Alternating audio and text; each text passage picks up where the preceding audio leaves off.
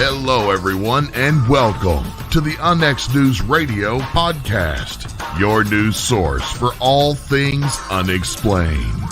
And now, here's your host for the UNX News podcast, Margie Kay.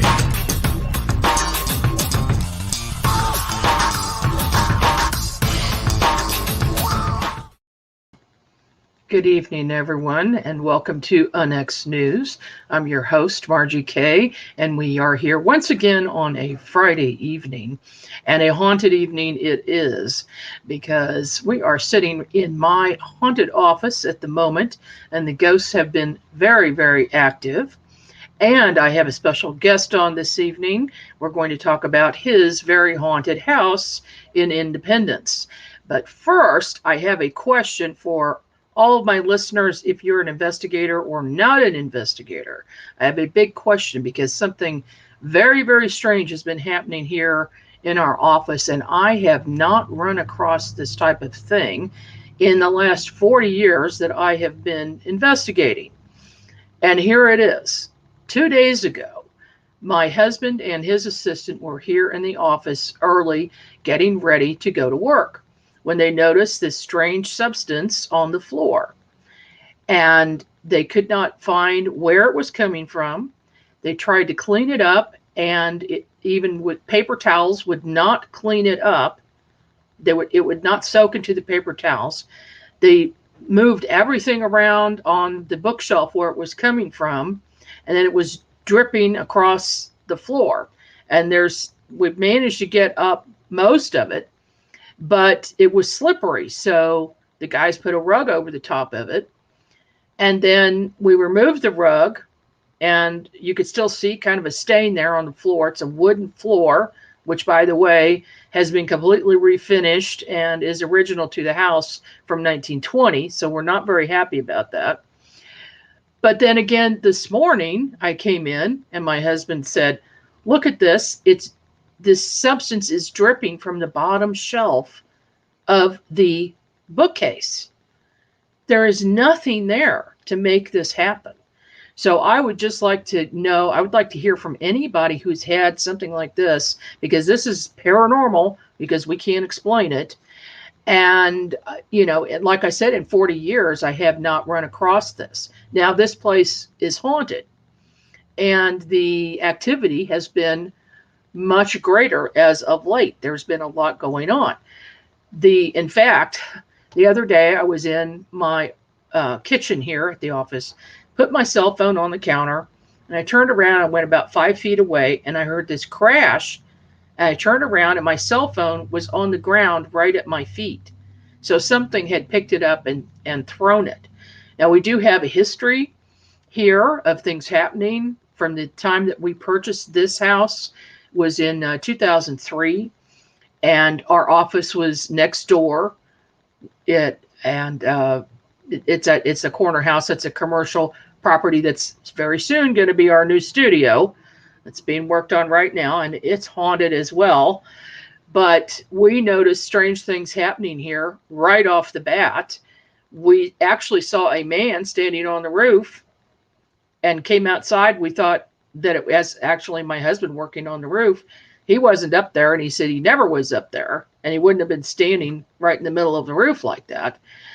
And so then we noticed a man looking out of the windows from here, and the place was vacant. We were still working on it and didn't get it ready yet for anybody to move into. So we would see someone looking out the windows in the late afternoon. Then we noticed lights coming off and on by themselves. So I called my security company, and I told them, "Oh, hey," just kind of half joking, "do you guys have any dealings with ghosts?" And he said, "Yes, we actually set up a camera system at somebody's house once and let it go for 2 weeks. And this is before everybody in the world had security cameras." Okay. So they came in to this place. They set up a camera system with a computer, and they set it up for 2 weeks and went back and reviewed the footage. And I said, "Well, did you get anything off of that?" They said, "Yes, we sure did." They got a picture right on film of the wall switch going up and the light coming on. And this happened right at 5:30. We noticed that the lights would come on at about 5:30 and the activity would pick up right around that time. So in the evenings here, and some of us work late. My daughter, works very late. She works a night shift, and that's when things happen. That's when crazy things happen. Well, a few years ago, she was here in the evening, and she heard a crash. She was actually here with her daughter. They were both working in the second floor in their office, and they heard a huge crash, like big file cabinets fell down the steps of the basement, and just like all kinds of things were crashing down the basement. And they thought that somebody had actually broken in and was down in the basement. So they called the police. The police came, and they found absolutely nothing. There was nothing there except a little spray paint can. And they said, "Could this have been what you heard?" And she says, "No, not in a million years. It was terrible crashing." And then a few years later, we rented this out as a house, and my other daughter was living here. She started hearing banging on the walls. So she called her sister. Her sister came over, and the banging went all the way around the entire house, as if somebody they thought somebody was banging from the outside, playing a joke on. So once again, they called the police, and the police found nothing. There wasn't anybody around. As soon as the police leave, the banging starts up again. And my older daughter said, "This really sounds like it's inside the walls, not somebody banging from the outside, because it would really be difficult for someone to make that loud of a sound anyway." So at that point, they determined this was something paranormal. Now, yesterday, I got it from my desk and I went across the room. My computer jumped up from the desk and fell forward, way, way forward. So I'm at the point right now where I'm realizing that this spirit does not want us in the house. This is the feeling that I'm getting. But as far as this liquid is concerned, I have no clue. I don't know if it's related or not. But like I said, there is no source for it. And it's just dripping down from underneath a wooden shelf. So where this is coming from, I don't know. If you know, why don't you say something in the chat or send me an email to margiek06@yahoo.com, or you can always connect with me on my website at margiek.com. Well, this evening I'd like to welcome actually my brother. His name is Frank, and he is living in the most haunted house in Independence. And I know this because I've investigated over 58 sites in town that are supposed to be haunted, and they are. But his is the most haunted. So welcome to the program, Frank. Thank you very much. Thank you for coming on and telling your story. And let's just start with when you moved into the house and the first thing that you noticed that was out of the ordinary. Well, we moved into the house. It was spring of '89. And a couple months later, my wife was laying down to sleep. And as soon as she laid down, she noticed at the end of the bed soldiers that later, when she told me what they looked like, I knew they were from the Civil War. But they were only about 3 feet tall. And they were in gray uniforms. And she said she didn't feel scared. And usually if I try to tell her something about ghosts or something like I experienced in our grandmother's house, she said, "Oh, don't tell me about that. That will scare me." But when it happened, she wasn't scared. But it happened a couple times. And then the third time, they were different looking, and they were in blue uniforms. So this sounds like a whole different set of people that appeared, and were the second set, were they also only about 3 feet tall? Yeah, you could definitely tell, definitely Civil War. And we'd also found a cannonball in the front yard when we were putting in a garden. So we knew it was definitely, Civil War related. Well, let's talk about the history of the property for a minute. When was that area developed? That entire area was part of the Overton neighborhood when I got the abstract of deed, and it goes back to 1820 when it was all log cabin settlement. So it has a lot of history. And there was a general store across the street that had been there for many years, and it served the entire area that was later named the Fairmont district. That general store, served that area also. And wasn't there a famous person who used to hang out there? Yes, Frank James, after his brother passed, worked at Eagle Lumber.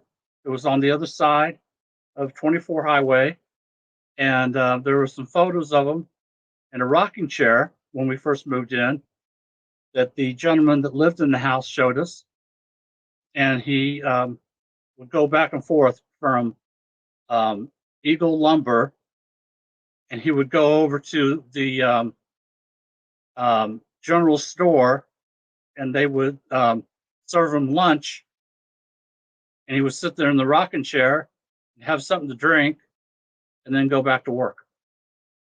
So the location of that house being right across the street from your house, he would have been actually looking right at your house. Mm-hmm. Then the foundation to your house is much older. How far back do you think that goes? Well, as far as I know, the house we live in now is 1910, but we found mason jars and other bottles that were 60 years older than that. So at least that. And our Labrador that we had at the time, he found tools in the backyard that were used for building log cabins. So there could have been a log cabin on that side also. Then the house across the street, isn't that a log cabin as well? No, but there was farther down going towards 24 Highway, there is one house that still remains, that inside the walls, the logs are still there from when it was a log cabin. That's pretty awesome. There's a lot of history in that area, and that may account for some of the paranormal activity that's going on your property. Now, let's talk a little bit about some of the other apparitions. Can you tell us about that? Well, there's one where my wife and I decided to, we just got done remodeling one of the bedrooms. We decided to get off our feet, and it was daytime, and we just laying down, and my wife said, "Look up at the ceiling fan," and there was a lady that would say, it seemed like maybe 8, 9 inches tall, but very clear. You can see the details and everything really clear. And she was wearing clothing that looked like it was possibly 1820s, 1830s, long black dress with a white, long cooking apron, and her hair was in a bonnet, and she was wearing granny glasses. Very typical of that time period. And she was looking out the windows, kind of like that's the way out, but she couldn't get out. I'm not sure. Well, was this apparition solid, or was it transparent? It was solid. But just, right up there in the air, looking out the windows. Did you know immediately that it was a spirit? I mean, obviously, if it's floating, Oh, that's yeah, probably. Definitely. And then there was another spirit that your niece saw. Tell us about that one. My wife's niece was visiting from California. She was going to be with us for 5-6 months. And she was getting ready to go to bed, and she had the downstairs bedroom that was right across from the dining room. We have old-fashioned bay window. And she went into the bathroom, brushed her teeth, walked out, and something said, turn around. She turned to look at the bay window, and there's a woman standing there looking at her, and she's wearing Victorian clothing. And took about 10, 15 years off the life of my niece. She was petrified, let out this horrid scream. So we come running down, thinking, there was an axe murder or something loose. And she didn't stop screaming until we got down there, and there was nothing there by the time we showed up. But it took a while to calm her down.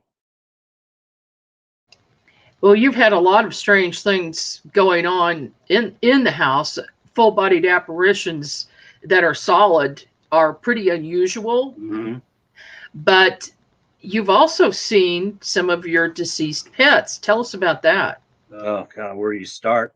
There's probably start with our favorite cat.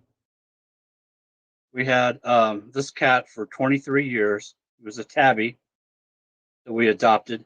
And after he passed, he would show up, sometimes transparent, sometimes just floating in the air.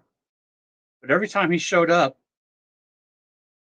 it was coming from the TV across from the bedroom. Our bed, the dresser.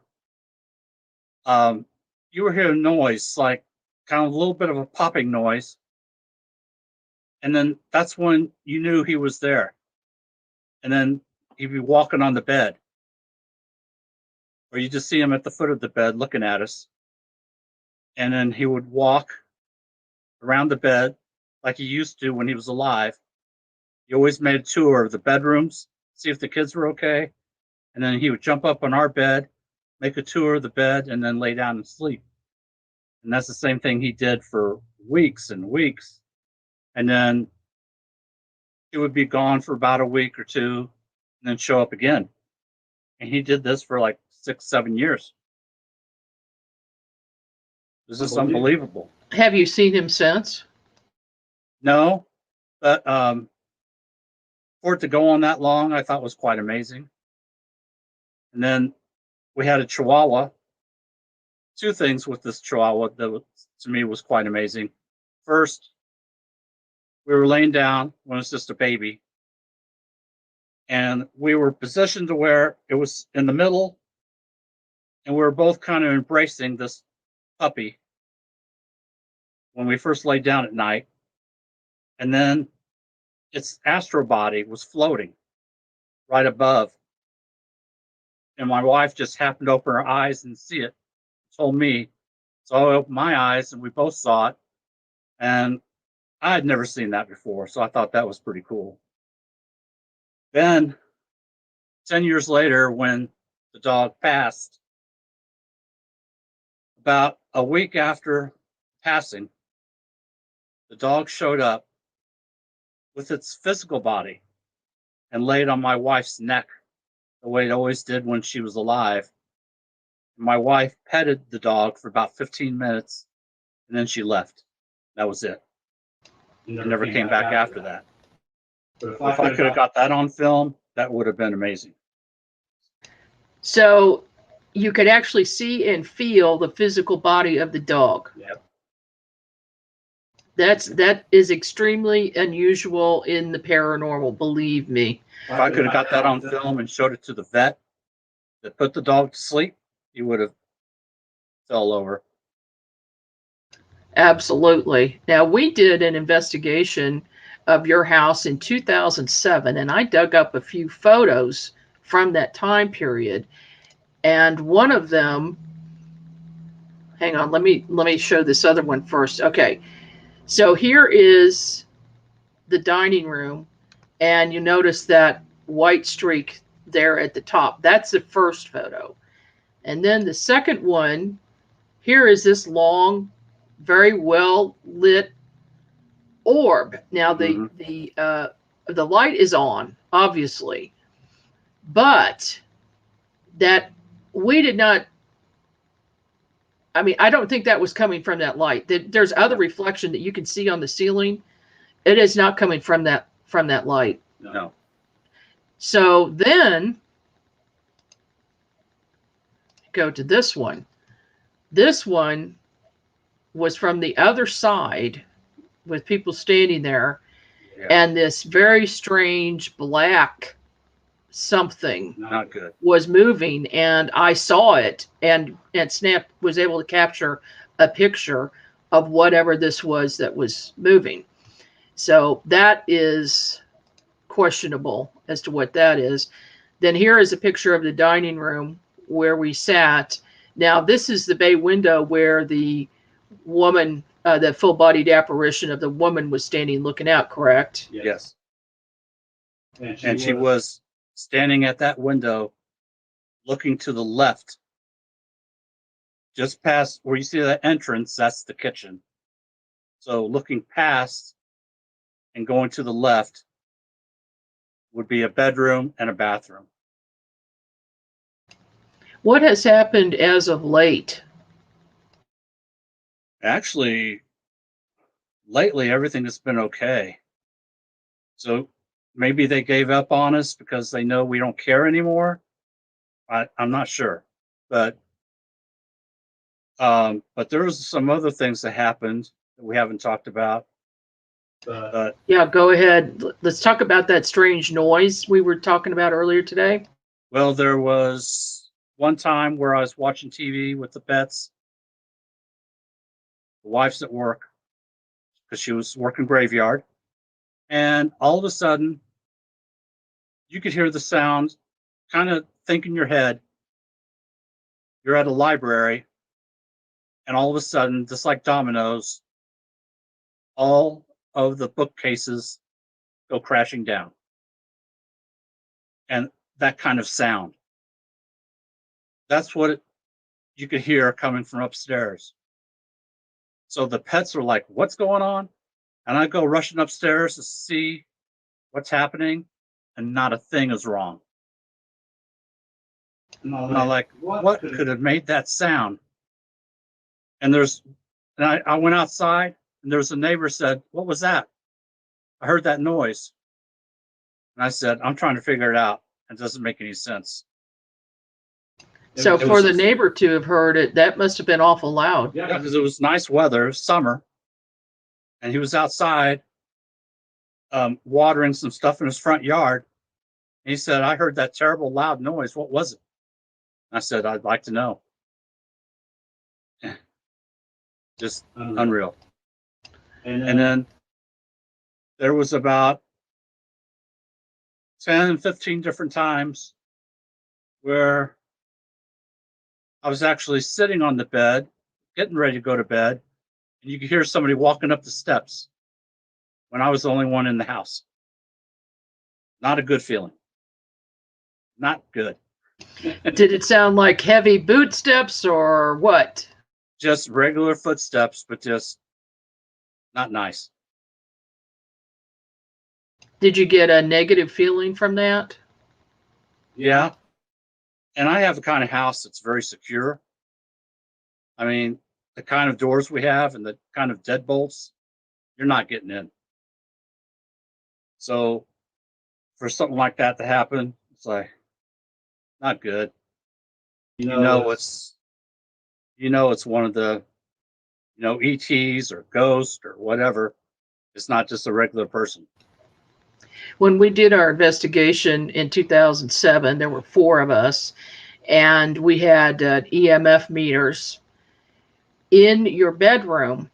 They went off very high readings. Mm-hmm.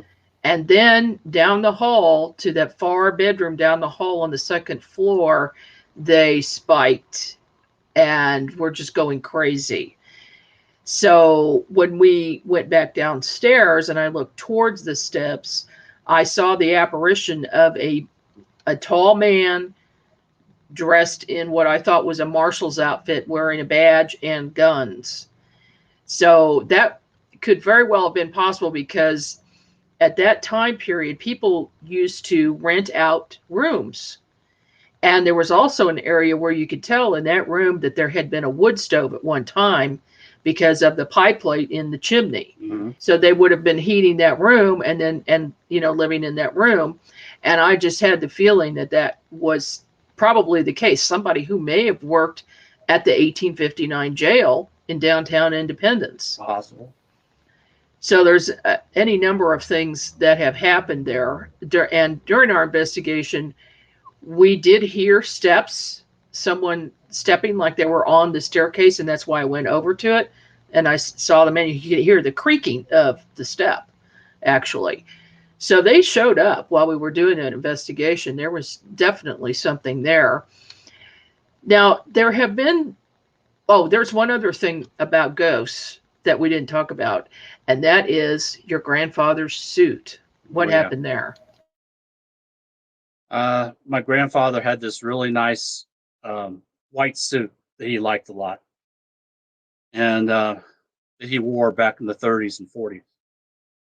I had it hanging outside of the closet, hanging on the door to show my wife. And I hadn't put it away yet. And when we settled down to go to bed, she looked at it. My grandfather was there in the suit, looking at us.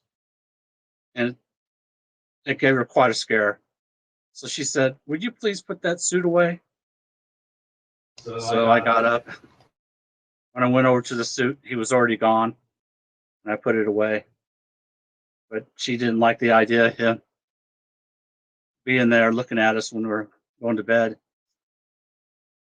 Well, I guess that's one way to ask, say, a loved one to return and to put some of the clothing out, and you'd see what happens. It could very well be a good tool for ghost hunters to use in the future. Now, you have also had some other bizarre things happen in that house and outside, but let's stick with inside for a minute.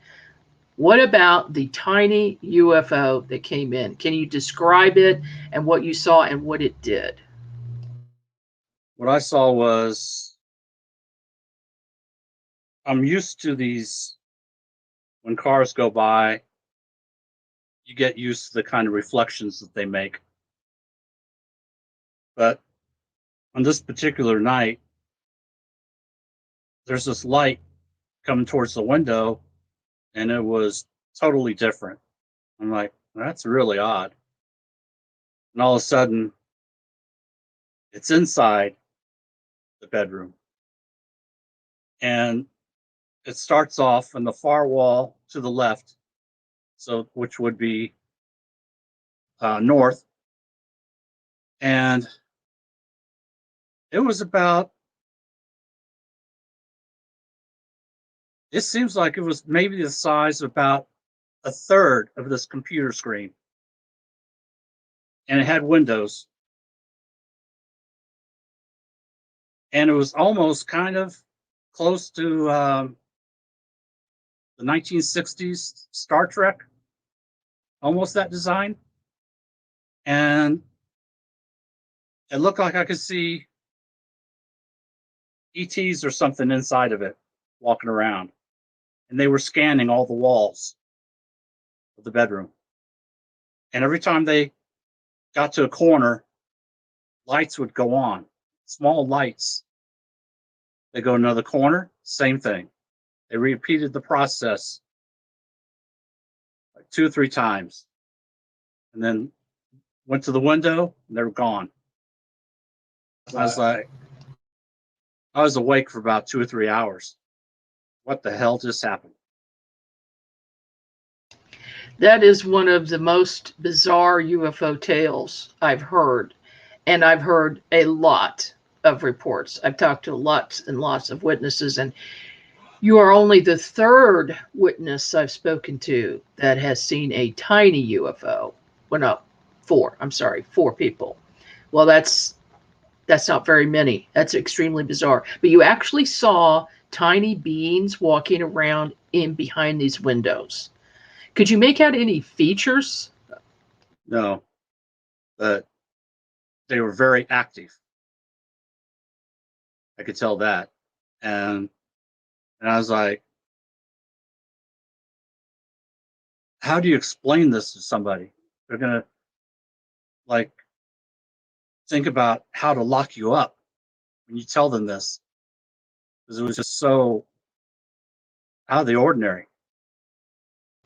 Now, when it was in the corners and these lights are on, came on, was it, do you think maybe taking pictures? I don't know. It just seemed like they were scanning and just gathering information. What it seemed like to me. Did they float over your bed where you were? Did they look at you? I assume they did, but they just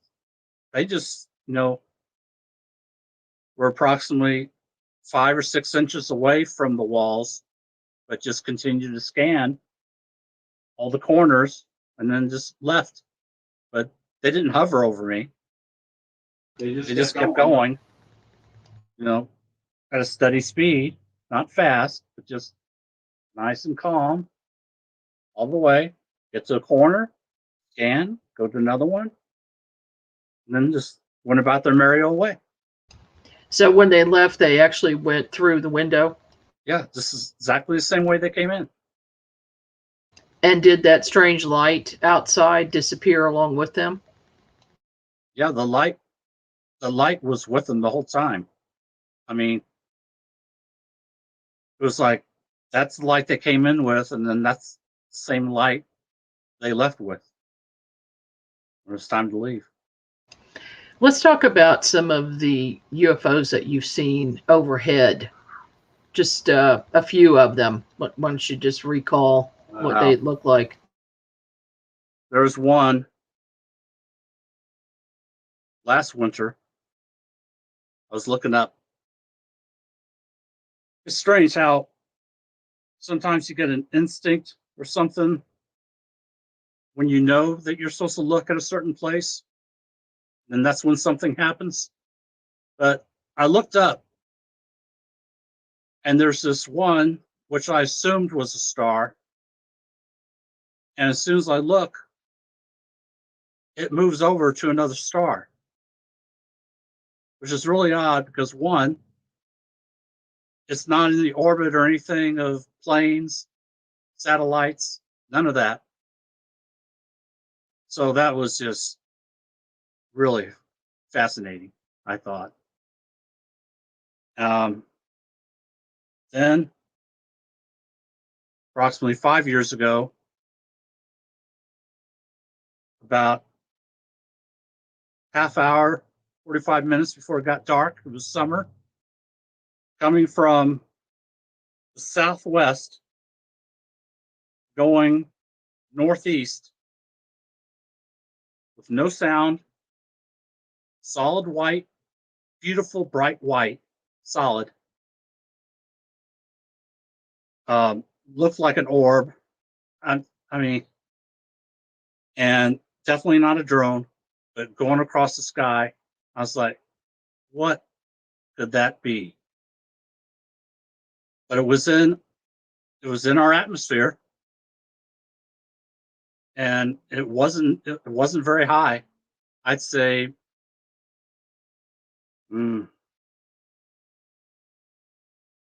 500-600 feet in the air.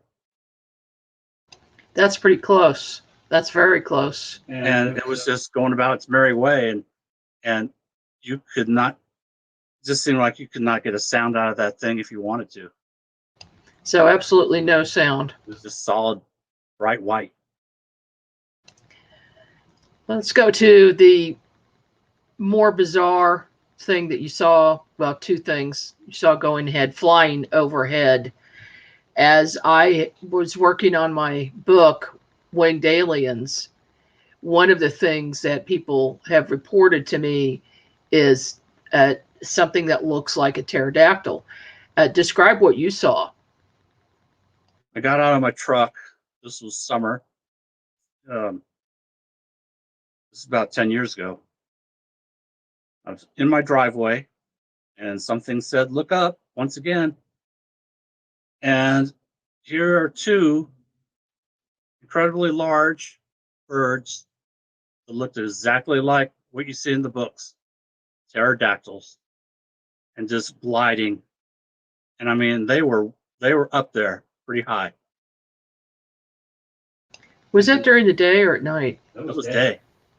It was probably maybe 3 in the afternoon, something like that. It was summertime. It wasn't very hot, but it was summer, but they were pretty high up there. And I stayed out there and watched them for quite a while. How long do you think you watched them? Probably 30 minutes. Then they left. Did you ever see them flap their wings? I just saw them gliding around. And I mean, I did see some movement, but not a lot. They were just in the right spot where they didn't have to move a lot. Yeah, this is something. Yours is one of the first reports that I heard of, and it's one reason I got interested in winged creatures or winged cryptids. But since then, I've received a lot of reports of all different types of things, including not only the pterodactyls, but Mothman and gigantic birds with 10-foot, 15-foot wingspans, even up to thunderbirds with 25 to 30-foot wingspan, and fairies. So let's go to that now. Now, this didn't happen in your house where you are now, but it happened when you were younger. So we might as well throw that into the mix. Frank, go ahead. Tell us about what you saw. Back in the 1960s, the first house that we lived in for me. So this would have been 1963, 64. Saw fairies at that house, at the window, and one time in the yard. What did they look like? Just approximately 3 inches tall, 4 inches tall, maybe. I remember that. And I remember them flying around and just, I remember seeing beautiful white. Kind of like as you're moving, there's this like white following you. Oh, like a trail? Yeah. It was just real pretty and just something what you look at and just makes you happy. You feel safe. Do you think that they saw you? I don't know. I just know that they almost like they were there to maybe make sure that I was safe. I don't know. But I felt safe. And it seemed like it was their job to make sure that I was safe. That's my opinion. Well, that's different. That is. And my listeners have heard me talk about fairies. I did a whole show on it. And if you haven't seen it, you might want to check that out on YouTube, because I give the story of how I saw fairies, and my children did too. Frank, let's go on now to an investigation that you went with me on. It was at Rotary Park in Independence. We went on a Halloween night. We took a bunch of people out because my daughter and I, here's the backstory.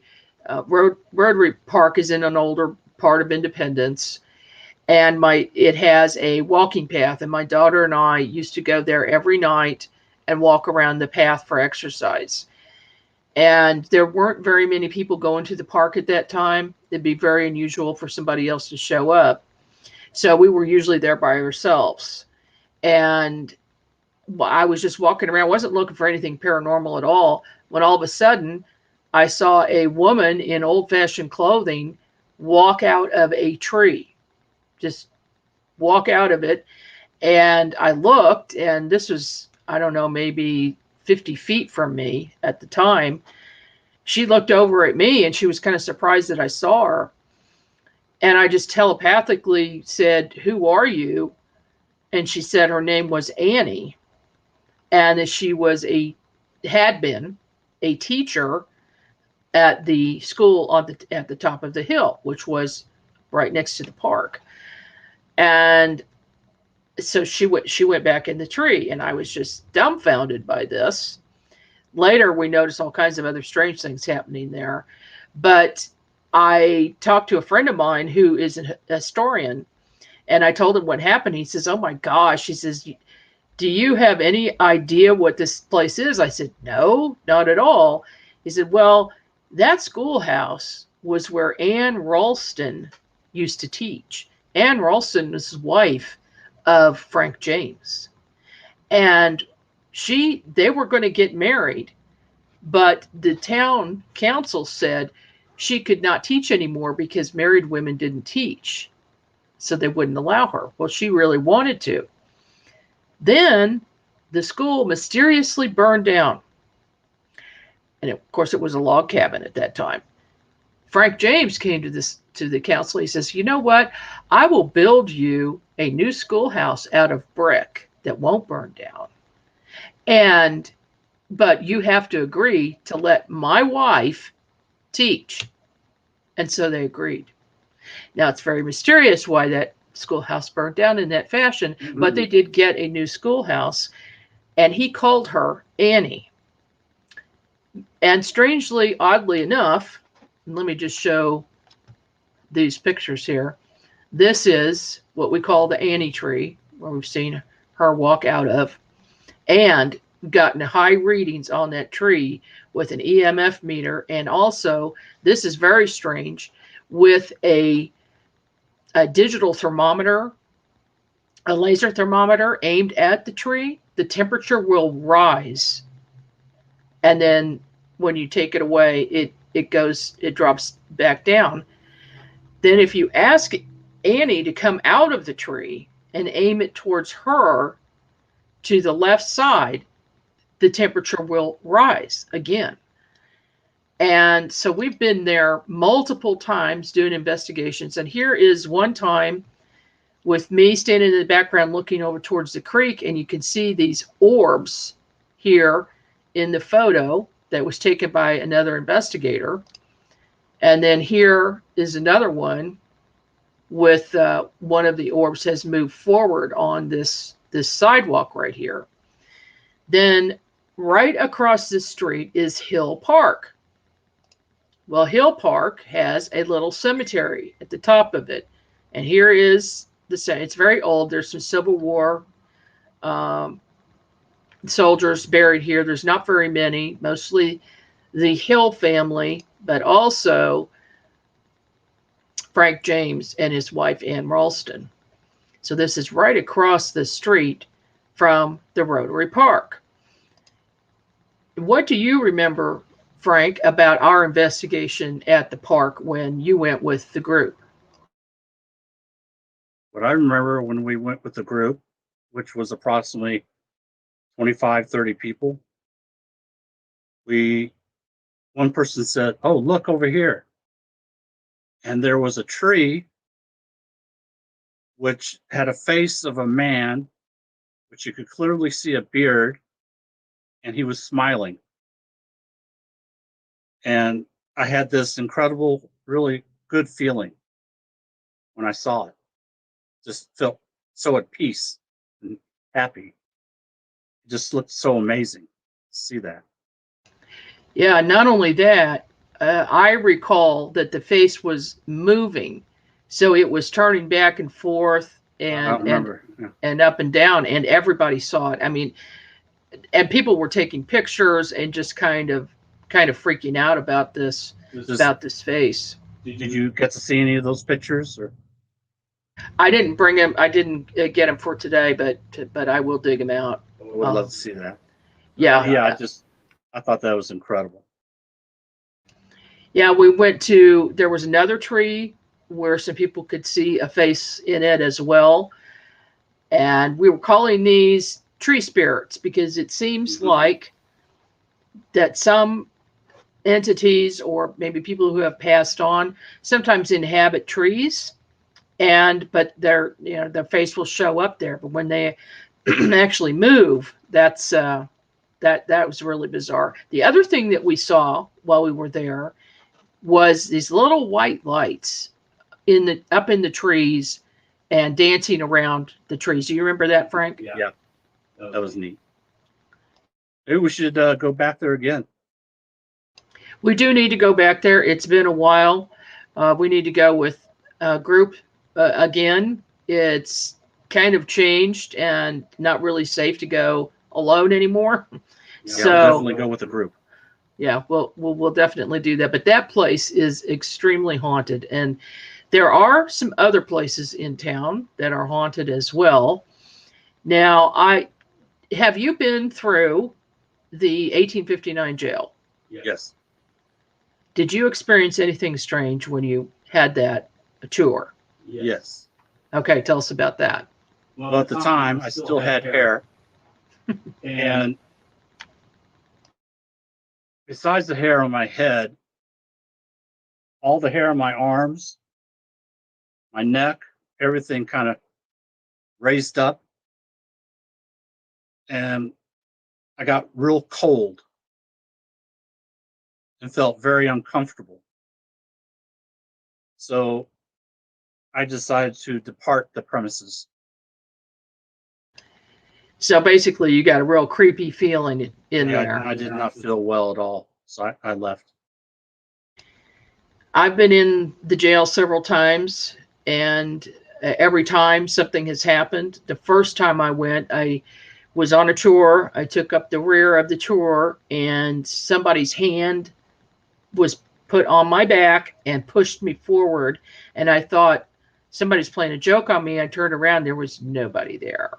And it was a solid hand. The next thing I saw was, it was as if nobody else was in the jail. It was completely empty of people. I didn't see the people anymore. But what I did see was two men, each in a cell opposite each other. And I saw one man come out of a cell and then grab a gun and shoot the other guy and kill him. And so I asked the guard, or the person who was doing the tour, if anything like that had ever happened. And he goes, yes, it did happen. There was, they were fighting. These two guys were fighting, but they were both in jail. And it was time for one of them to get out.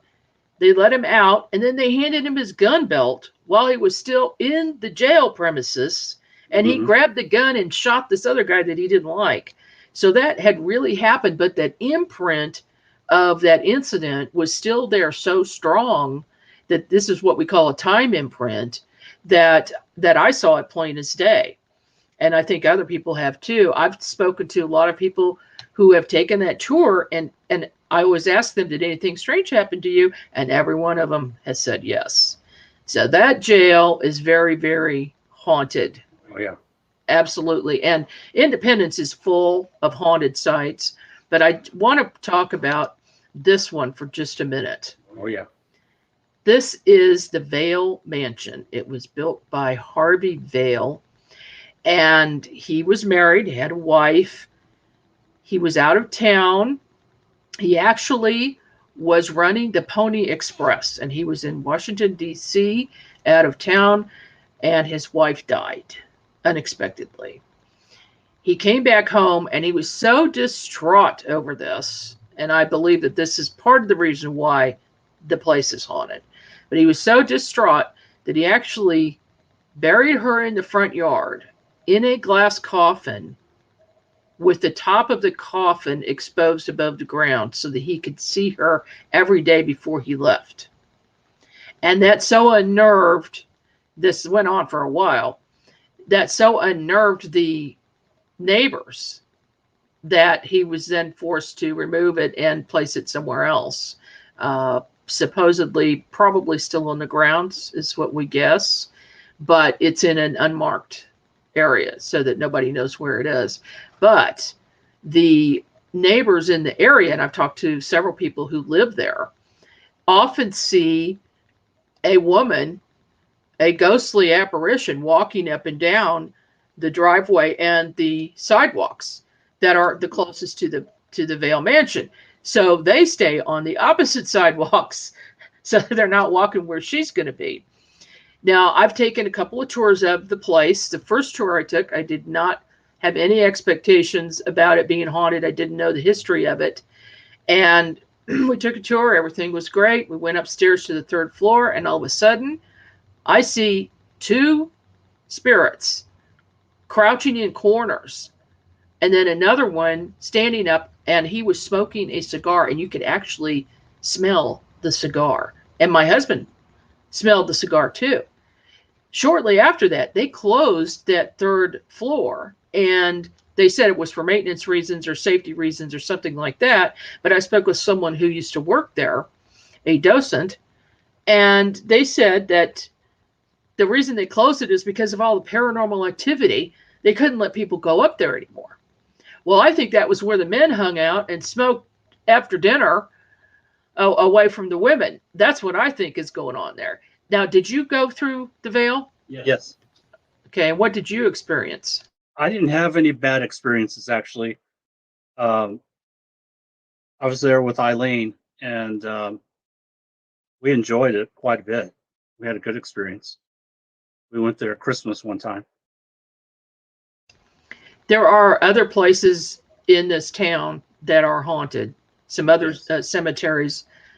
And, well, have you been to any other place where you have experienced hauntings? Or, in fact, even in our office, have you had any experiences? Well, actually, here at your office, there's the experience of you had a door or something that was in a box, and it fell over to the ground, and it flipped over, and you got it on film. I would say that's quite amazing. That was actually this divider right behind me. It was folded up and put on the side, and then we got on tape my secretary walking by, and it fell on the ground and then jumped up and flipped over completely. I don't know many boxes that can do things like that. No, and this is pretty heavy too. So no. But I have another experience that was kind of weird. I was a manager at Walmart for 14 years.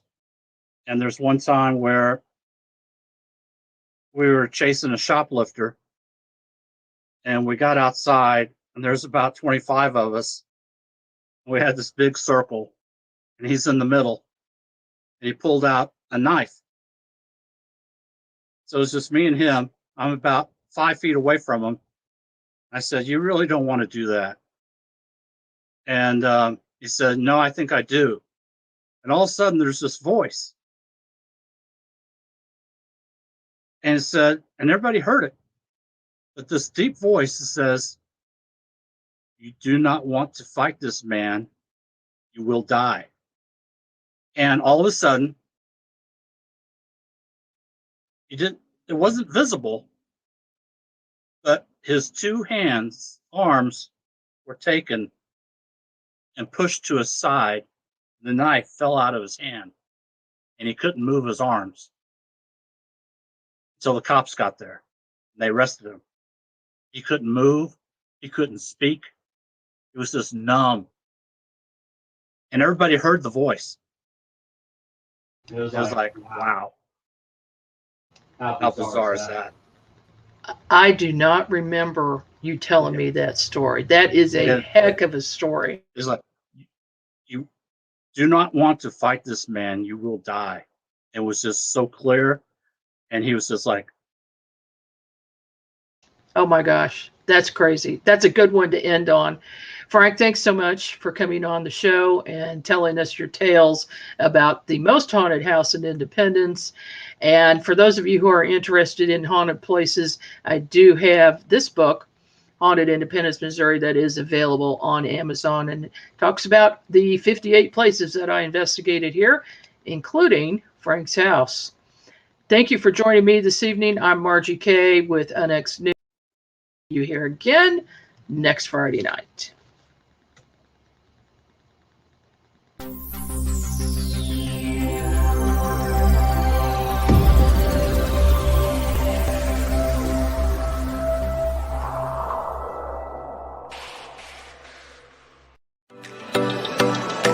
You've been listening to the UNX News Podcast with Margie Kay. Any rebroadcast or duplication of this program or its content without express written permission from UNX Media or Margie Kay herself is strictly prohibited. The UNX News Podcast, in direct cooperation with the internet website unxmedia.com.